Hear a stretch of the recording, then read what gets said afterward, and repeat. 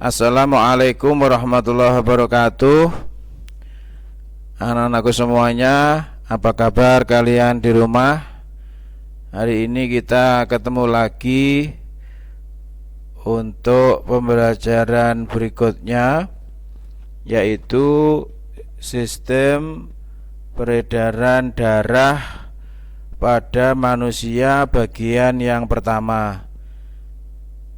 Minggu kemarin kita belajar mengenai sistem pernafasan dan sistem pencernaan.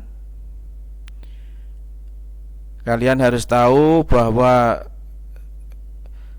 semua sistem ini bekerja sama menjadi satu, artinya semuanya saling terkait.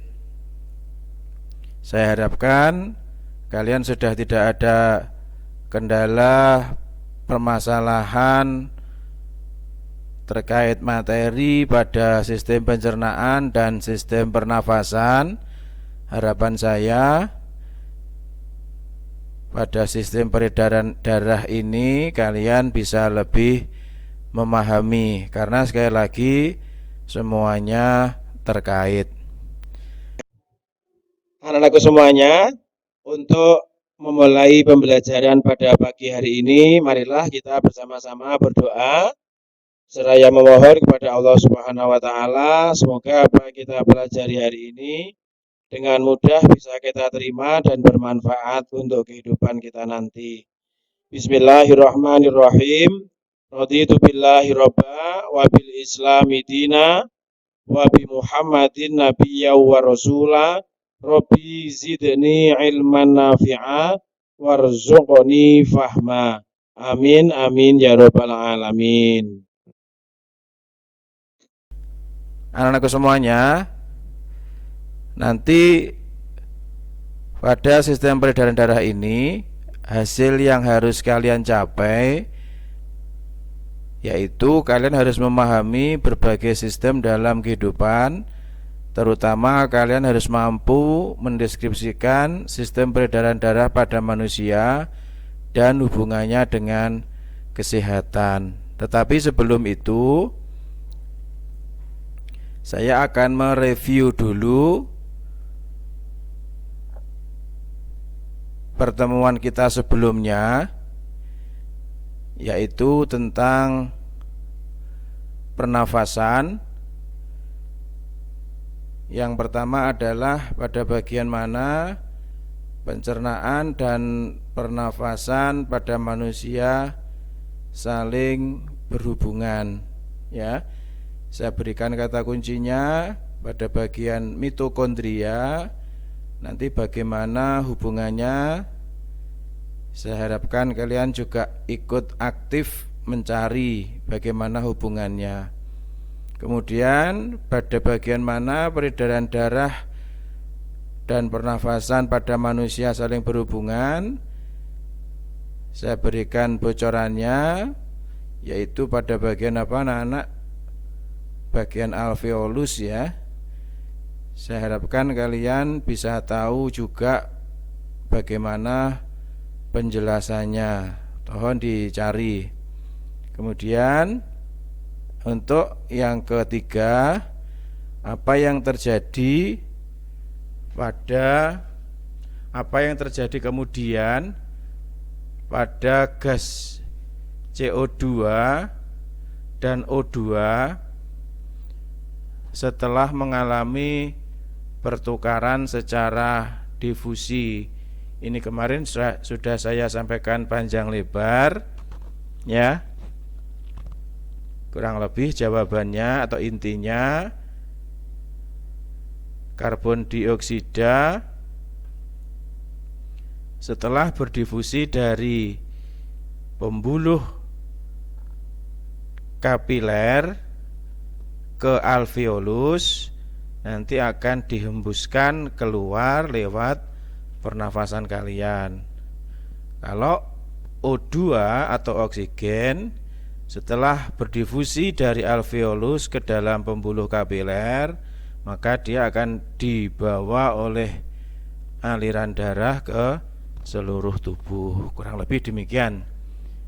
Untuk yang berikutnya atau yang terakhir untuk reviewnya, gangguan berikut berkaitan dengan sistem pernafasan. Mana saja yang berkaitan dengan pernafasan, saya harapkan kalian tidak bingung. Apa jawabannya anak-anak? Pneumonia, ISPA, infeksi saluran pernapasan atas, faringitis jelas ya, laringitis juga. Jadi semuanya benar. Silakan artinya kalian cari sendiri-sendiri. Oke anak-anak. Nah ini biar kita lebih semangat, saya berikan kata-kata motivasi. Tarik sis, semongko. Ya. Oke, untuk sistem peredaran darah pada manusia secara garis besar saya bagi menjadi 3. Yang pertama adalah alatnya, yang kedua adalah yang diedarkan yaitu darahnya, yang ketiga adalah gangguan pada sistem tersebut. Nanti alatnya kurang lebih ada jantung dan pembuluh, yang diedarkan apa? Darah, gitu ya. Nanti akan saya mulai dari alat-alatnya terlebih dahulu. Bisa kalian cermati lebih lanjut. Oke, anak-anak, yang pertama sebelum kita masuk ke alat, saya sampaikan dulu apa sih sebenarnya fungsi darah. Nah, dari fungsinya yang nomor 1, kalian paham bahwa pasti ada hubungannya antara darah dengan atau sistem peredaran darah dengan sistem pencernaan. Yang nomor 2, mengangkut sisa oksidasi, mengedarkan hormon, mengangkut O2 dan CO2 baik ke seluruh tubuh ataupun ada yang keluar tubuh. Nah, berarti dari sini kalian paham bahwasanya ada hubungannya antara sistem peredaran darah dengan sistem pernafasan kalian, gitu ya. Kemudian membunuh kuman yang masuk ke dalam tubuh, menutup luka, dan yang paling penting adalah menjaga kestabilan suhu tubuh. Itu anak-anak beberapa fungsi darah yang intinya adalah sebagai sistem transportasi. Nah, masuk ke alat-alat.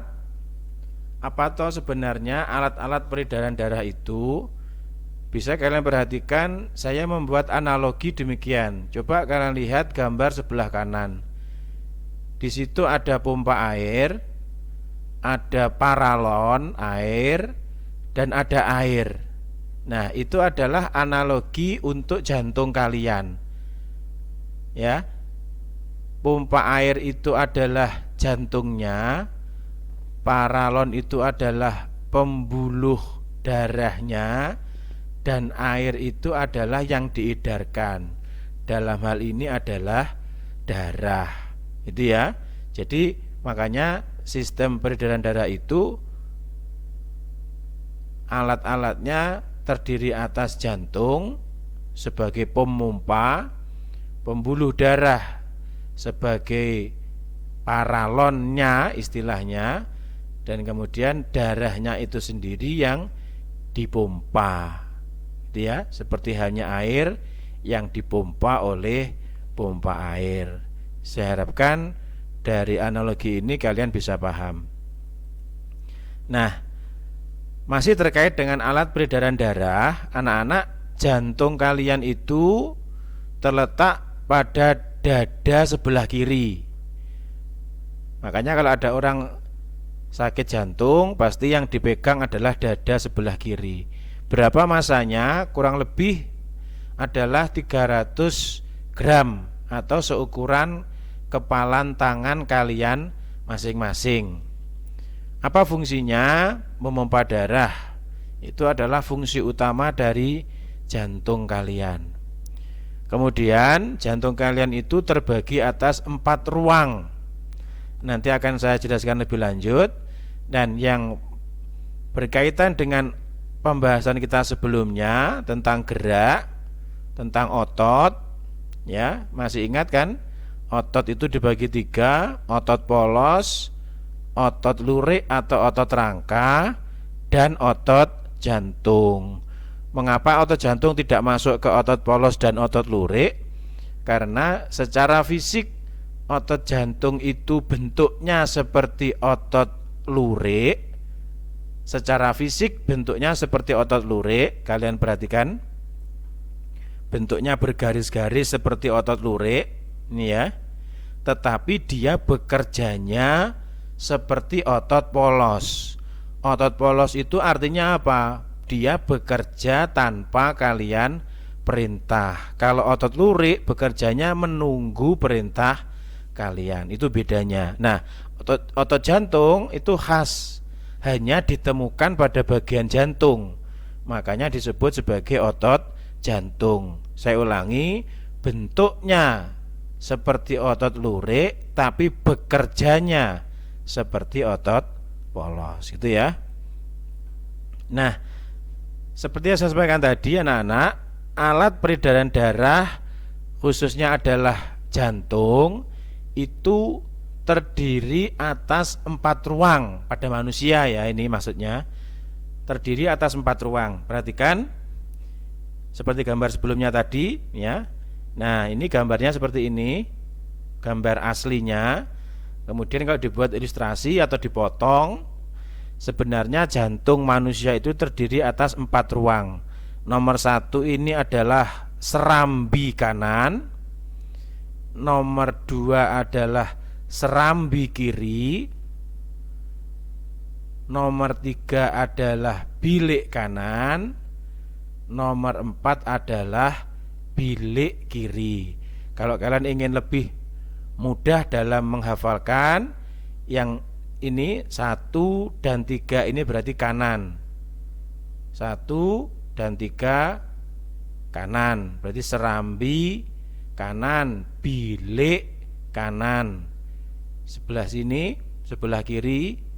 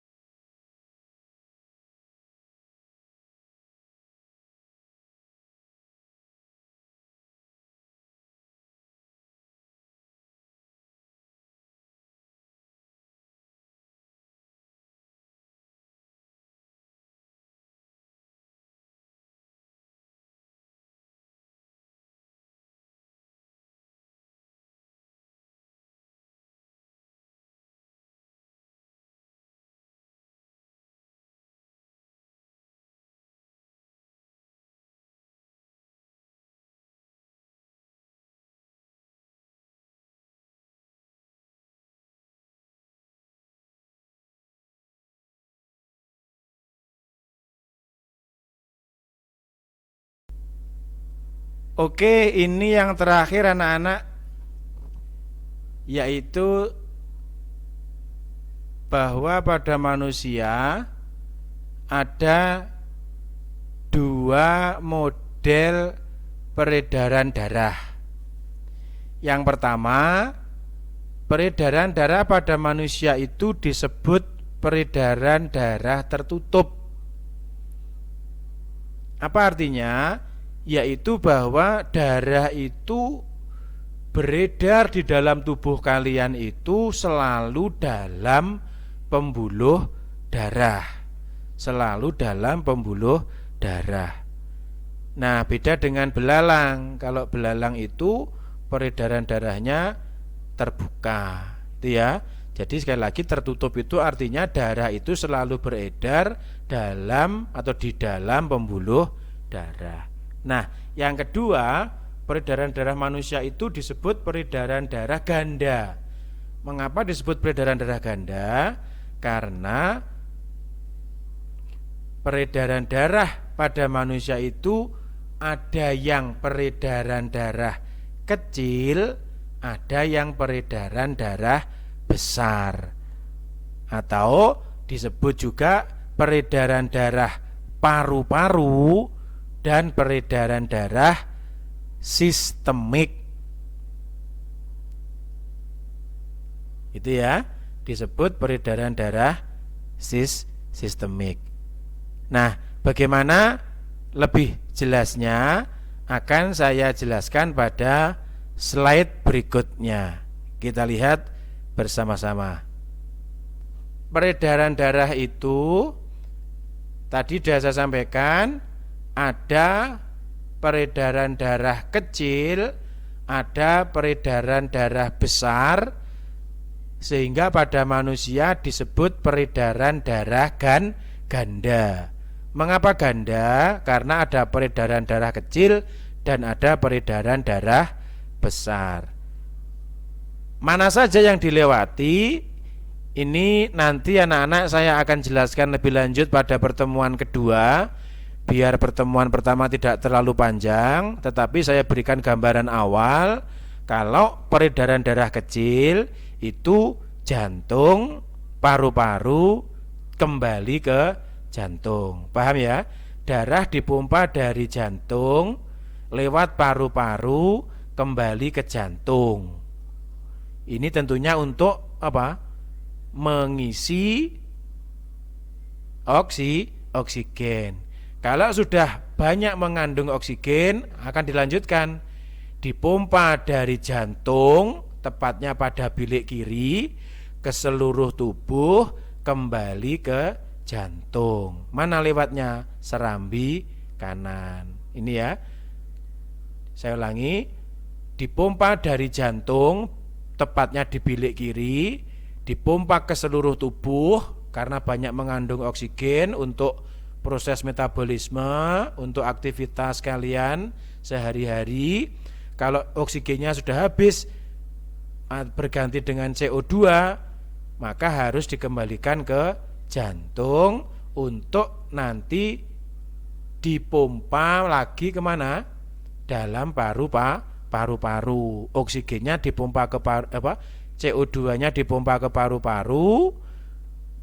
Setelah nanti difusi akan dihembuskan atau dibuang melalui hidung kalian, salah satunya. Itu ya. Untuk ini peredaran darah kecil dan besar ini akan saya bahas lebih lanjut pada pertemuan yang kedua. Jadi itu saja untuk pertemuan hari ini. Saya harapkan kalian tidak bingung. Kalau masih bingung, mohon videonya diulang-ulang. Insya Allah dengan diulang-ulang saja sudah cukup untuk memahami bab ini. Itu ya anak-anak. Gimana dengan evaluasinya? Saya sampaikan, alhamdulillah tidak ada evaluasi.